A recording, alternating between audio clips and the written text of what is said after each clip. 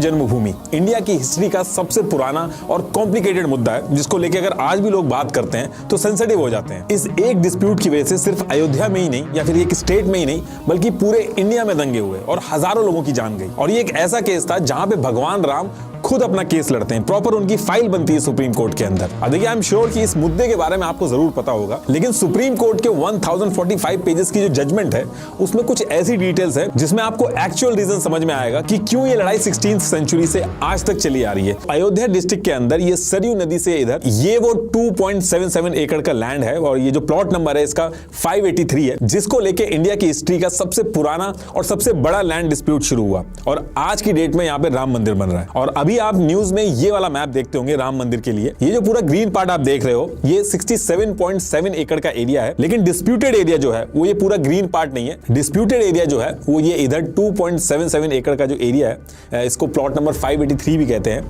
ये यहाँ पे है। इसके अंदर भी 0.313 एकड़ का जो एरिया है वो एक्चुअल डिस्प्यूट का एरिया है। तो यहाँ पे ही ये राम मंदिर बन रहा है। अब तो देखिए 500 BC का टाइम था और हिंदू पौराणिक बुक्स जैसे रामायण हो गई, भविष्य पुराण हो गए, इनफैक्ट लोमेश रामायण जो थे उनकी स्क्रिप्ट्स हो गई, इन सब की डिटेल्स को अगर जोड़ें तो जो अयोध्या था वो किंगडम ऑफ कौशला की कैपिटल थी। तो अब यहां से होता क्या है कि भगवान राम के बेटे महाराजा कुश जो थे वो अपने फादर भगवान राम के जन्म स्थान पे सबसे पहले अयोध्या में राम मंदिर बनवाते हैं और फिर इसके बाद पीढ़ी दर पीढ़ी इनके जो वंशज थे उन्होंने राज किया इस एरिया में। तो ऐसे कर करके इनकी पीढ़ी से 44 राजा आते हैं जिन्होंने इस एरिया में राज किया और जो आखिरी राजा थे वो थे बृहदबला, जिन्होंने अयोध्या पे राज किया। अब इन्हीं के टाइम पे महाभारत स्टार्ट होती है और महाभारत की लड़ाई में बृहदबला जो थे उनको अभिमन्यु मार देते हैं और जब इनकी डेथ हो जाती है तो इनकी डेथ के बाद अयोध्या और जो राम मंदिर था उसकी हालत बहुत खराब हो जाती है, टूटने जैसी हो जाती है। अब इसके बाद ईयर 57 AD में उज्जैन के जो सम्राट थे महाराजा विक्रमादित्य, ये शिकार के लिए अयोध्या पहुंचते हैं और जब ये अयोध्या पहुंचते हैं तो यहाँ पे संतों से मिलते हैं और जब इनको यहाँ की हिस्ट्री पता चलती है तो बहुत ज्यादा इंप्रेस हो जाते हैं। तो उसके बाद ये क्या करते हैं कि ये राम मंदिर और ये जो पूरा अयोध्या शहर था इसको दोबारा से बनवाते हैं। तो इनके टाइम पे राम मंदिर और पूरे अयोध्या का जो इंफ्रास्ट्रक्चर था वो बहुत ज्यादा डेवलप हुआ और इसके बारे में जो सुप्रीम कोर्ट का जजमेंट है उसके पेज नंबर 673 में भी मेंशन किया गया है। अब यहां तक तो सारी चीजें सही चल रही थी। इसके बाद ईयर आता है 1526 जब बैटल ऑफ पानीपत होती है और मोहम्मद बाबर जो था वो इब्राहिम लोदी को बैटल ऑफ पानीपत में हरा देता है और इसके बाद फिर 20 अप्रैल 1526 में बाबर की एंट्री जो होती है वो भारत के अंदर होती है। अब यहां से चीजें चेंज होती हैं क्योंकि उस टाइम पे ये होता था कि अगर कोई रूलर होता था, अगर वो उस एरिया पे अपना कंट्रोल कर लेता था या फिर जीत जाता था तो वहां जो दूसरे रिलीजन होते थे उनके जितने भी रिलीजियस स्ट्रक्चर होते थे उनको हटा के अपने फेथ के रिलीजियस स्ट्रक्चर बनवाता था, अपने साम्राज्य की जो प्रेजेंस है उसकी डोमिनेंस दिखाने के लिए। और इन सारी चीजों के बारे में मुगल्स के टाइम्स पे जो इंस्क्रिप्शंस थे जैसे तारीख अवध बाय मोहम्मद कासिम, अकबर मसूद बाय अबद अल कादिर, इनमें मेंशन है। तो बाबर जो था वो इंडिया पे कब्जा करने के 2 साल बाद यानी कि ईयर 1528 में अपने कमांडर मीर बाकी को बुलाता है और अयोध्या के अंदर कोट रामचंद्र एक गांव था, वहां पे 2.77 एकड़ की एक जमीन थी, वहां पे मस्जिद बनवाने को कहता है और वहां पे पहले से ही राम मंदिर था, उसको तोड़वा के बनवाया गया। उसके बारे में थोड़ा सा वेट करिए, अभी हम आगे डिस्कस करेंगे। तो फिर मस्जिद बन जाता है और मस्जिद का जो नाम था वो रखा जाता है बाबरी मस्जिद। ये जो बाबरी मस्जिद बनी थी ये कोट रामचंद्र फैजाबाद डिस्ट्रिक्ट, जिसको अब अयोध्या डिस्ट्रिक्ट कहते हैं, उसकी सदर तहसील परगाना हवेली अवध में बनी थी। उस टाइम के जो पेंटर्स थे उन्होंने इस मस्जिद की पेंटिंग बनाई थी, रिवर से इस तरीके से दिखती थी वो। इस मस्जिद की जो लोकेशन है वो बहुत ही इंपॉर्टेंट है, उसी की वजह से सारा कुछ हुआ है।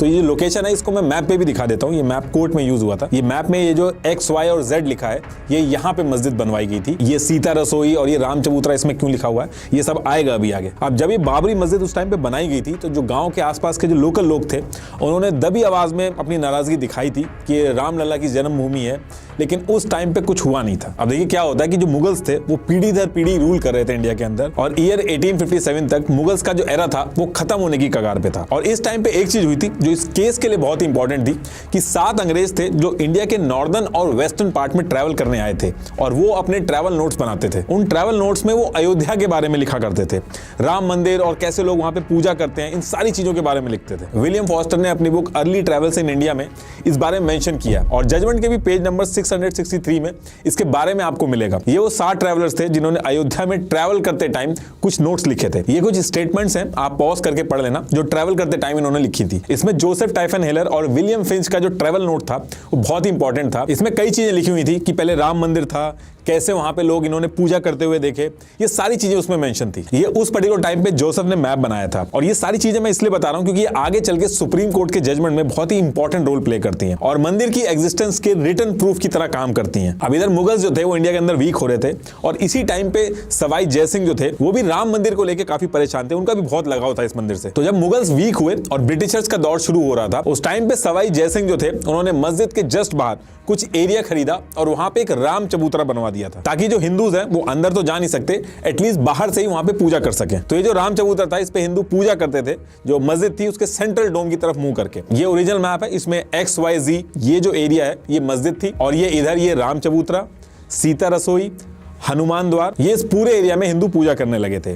और अब आप ये सोच रहे होंगे कि ये जो NHOPJKL ये वाली जो लाइन है ये क्या है। ये बाउंड्री एक इंसिडेंट हुआ था, उसकी वजह से ब्रिटिशर्स ने मजबूरी में बनाई थी। अभी वो इंसिडेंट आएगा आगे। तो अब क्या होता है कि चबूतरा बनने के बाद एक ही जगह पे एक तरफ नमाज अदा हो रही थी और दूसरी तरफ भगवान राम की पूजा हो रही थी। अब इसके बाद मुगल्स जो थे उनका दौर खत्म हो चुका था और ब्रिटिशर्स आ चुके थे इंडिया के अंदर। तो जब ब्रिटिशर्स आए तो इंडिया का जो ग्रुप था वो राम मंदिर को लेकर अपनी बात उठाने लगा। वो ये कहने लगे कि ये जो मस्जिद है इसकी जगह पे पहले राम मंदिर हुआ करता था और इसको लेके जो ब्रिटिशर्स थे उनको लोकल जो जनता थी वो बहुत ज्यादा परेशान करने लगी थी। तो ईयर 1838 में ब्रिटिशर्स ने अपने एडमिनिस्ट्रेटर रॉबर्ट मॉन्टगोमेरी मार्टिन जो थे उनको अपॉइंट किया और उनसे कहा कि आप इस एरिया का सर्वे करो और ये बताओ कि पहले यहाँ पे क्या था और एक रिपोर्ट सबमिट करो इससे रिलेटेड। अब मार्टिन अपना सर्वे पूरा करते हैं और 3 पार्ट में अपनी रिपोर्ट बनाते हैं। इसमें मार्टिन ने बताया कि जो डिस्प्यूटेड लैंड है जिसमें हिंदू और मुस्लिम लड़ रहे हैं, अभी जहां पे मस्जिद है इस पे पहले एक मंदिर था और इन्होंने कहा कि मंदिर तो था लेकिन मस्जिद जो बनाई गई है वो मंदिर को तोड़ के बनाई गई है या प्लेन एरिया पे बनाई गई है, इसके बारे में कुछ नहीं कहा जा सकता। और एग्जैक्ट लैंग्वेज क्या उन्होंने यूज करी थी ये आप पॉज करके एक बार पढ़ लेना। जजमेंट के पेज नंबर 669 से 671 में मिल जाएगी आपको। अब ये जो रिपोर्ट आती है इसको सुन के जो लोकल लोग थे वो अपनी आवाज और ज्यादा उठाते हैं। उनका ये कहना था कि रामलला की जन्मभूमि है उसके ऊपर ये बाबरी मस्जिद बनाई गई है। तो ये सारी बातें चलती रहती हैं और इसके बाद ईयर आता है 1853। राम जन्मभूमि से थोड़ी दूर पे ही हनुमानगढ़ी थी जिसको बैरागी संत संभालते थे जो निर्मोही अखाड़ा से बिलोंग करते थे। तो मार्टिन की रिपोर्ट आने के बाद एक अनरेस्ट हाई एरिया में इसके कुछ टाइम बाद हनुमानगढ़ी के जो साधु थे वो कहते हैं कि इस मस्जिद को राम मंदिर तोड़ के बनाया गया है और इस मस्जिद वाले एरिया पे वो लोग कंट्रोल लेने जाते हैं जिसकी वजह से लड़ाई हो जाती है और ये पहली रिकॉर्डेड लड़ाई थी।